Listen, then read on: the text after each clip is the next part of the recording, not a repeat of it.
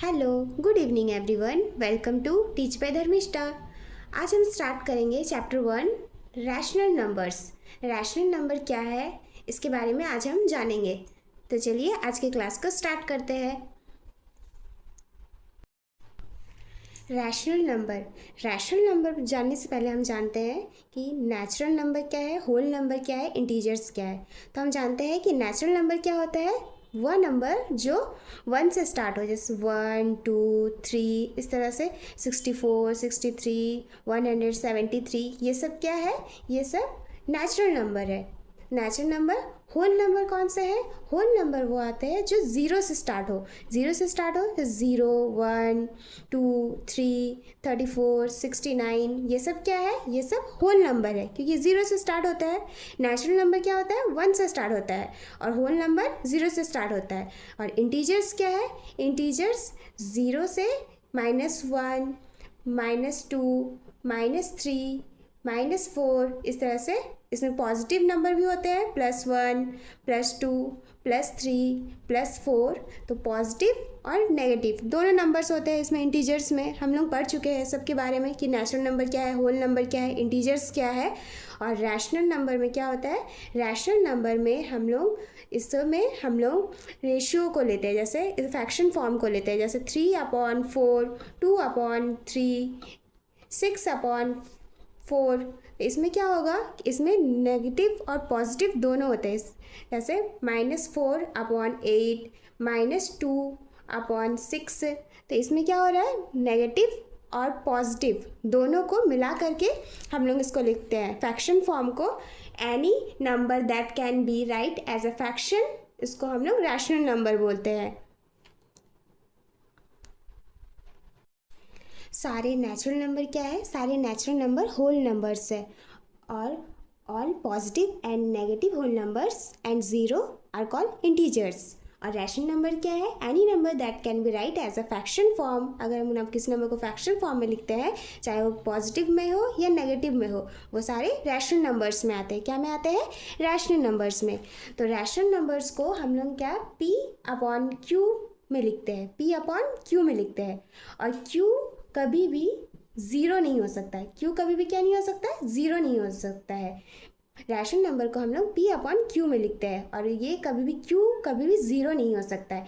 जैसे 3/4 ये हो सकता है, पर 3/0 ये कभी नहीं हो सकता है।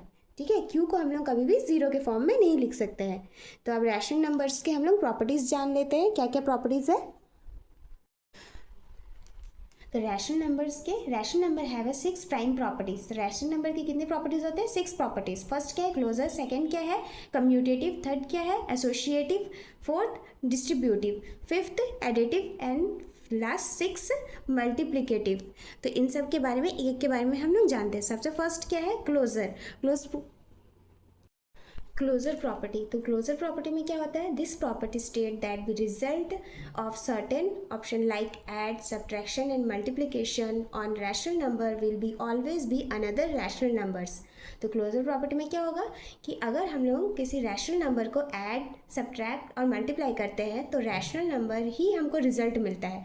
फॉर एग्जाम्पल, जैसे आप इसको इस तरह से समझ सकते हैं कि 3/7 + 6/7। तो इसको हम लोग ऐड करेंगे तो ये क्या हो जाएगा, 6 + 3 ऐड करने पर हो जाएगा 9/7। तो हमको क्या मिला, रिजल्ट में हमको रैशनल नंबर ही मिला हमको रिजल्ट में ऐड करने पर। और सब्ट्रैक्ट करने पर 6/7 - 3/7। इसको हम लोग अगर माइनस करते हैं 6 में से 3 तो हमको यहाँ हो जाएगा 3/7। तो रिजल्ट भी हमको रैशनल नंबर ही मिल रहा है।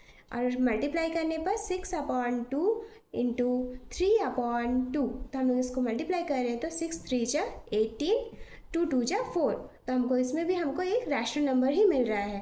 कहने का मतलब है कि क्लोजर प्रॉपर्टी में अगर हम लोग ऐड सब्ट्रैक्ट और मल्टीप्लाई करते हैं तो हमको रिजल्ट में भी रैशनल नंबर ही मिलता है। अगर 2 रैशनल नंबर्स को हम लोग ऐड करते हैं तो भी हमको रिजल्ट में रैशनल नंबर ही मिलता है। 2 रैशनल नंबर को अगर हम लोग सब्ट्रैक्ट करते हैं तो रिजल्ट भी हम लोग को रैशनल नंबर ही मिलता है। 2 रैशनल नंबर्स को अगर हम लोग मल्टीप्लाई करते हैं तो रिजल्ट भी हम लोग को रैशनल नंबर ही मिलता है।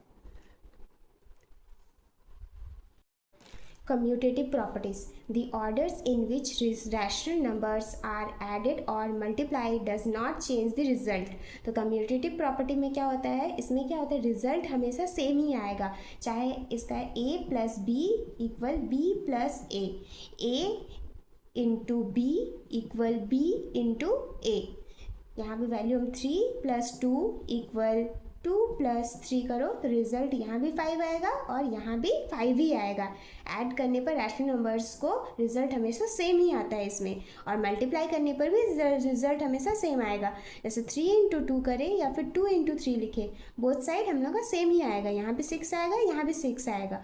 मतलब कम्यूटेटिव प्रॉपर्टीज़ में क्या होता है कि रैशनल नंबर्स, जब नंबर्स को हम लोग ऐड करते हैं या सब मल्टीप्लाई करते हैं, दोनों करने पर हम लोग का रिजल्ट हमेशा सेम ही आएगा।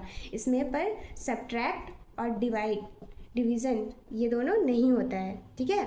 कम्यूटेटिव प्रॉपर्टीज़ में सब्ट्रैक्शन और डिवीज़न नहीं होता है, सिर्फ इसमें ऐड और मल्टीप्लिकेशन का ही रूल फॉलो होगा इसमें। एसोसिएटिव प्रॉपर्टी में क्या होता है, the grouping of numbers during additions और multiplication does not affect the outcome. इसमें क्या होता है कि जो ग्रुप्स में नंबर्स लिखे जाएंगे, चाहे आप ऐड करो या मल्टीप्लिकेशन करो, उसका जो रिजल्ट होगा वो हमेशा बोथ साइड सेम ही होगा। For example bracket A plus B plus C equal A plus bracket B plus C. यहाँ पे 3 plus 2 bracket plus 3 equal 3 plus 2 plus 3।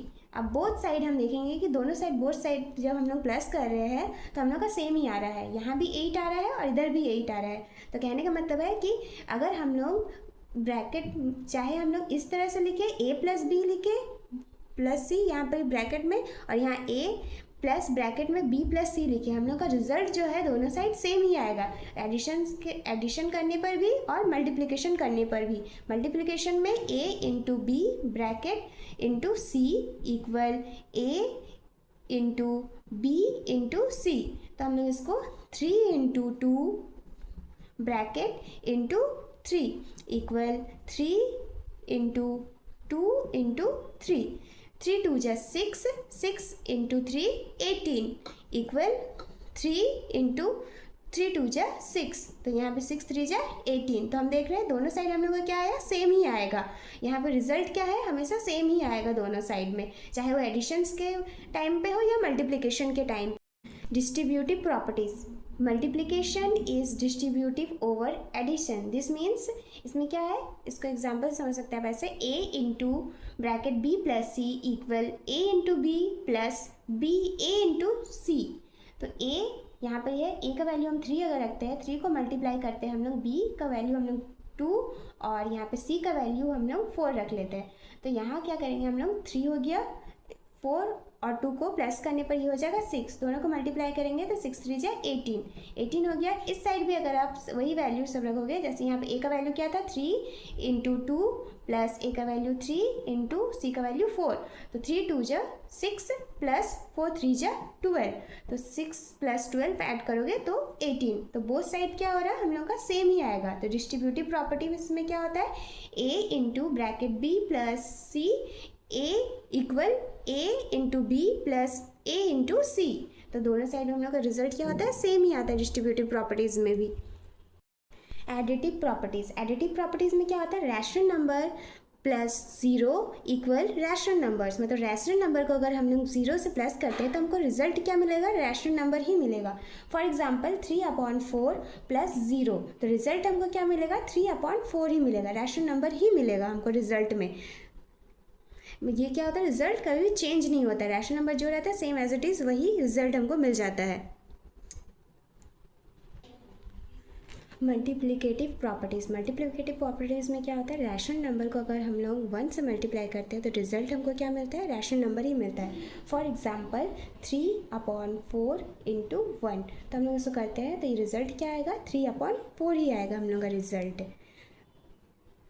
तो आई होप आपको समझ में आ गया होगा। आज के क्लास में हम लोगों ने रैशनल नंबर क्या होता है इसके बारे में जाने, और रैशनल नंबर के कितने प्रॉपर्टीज़ होते हैं उन सब के बारे में जाने।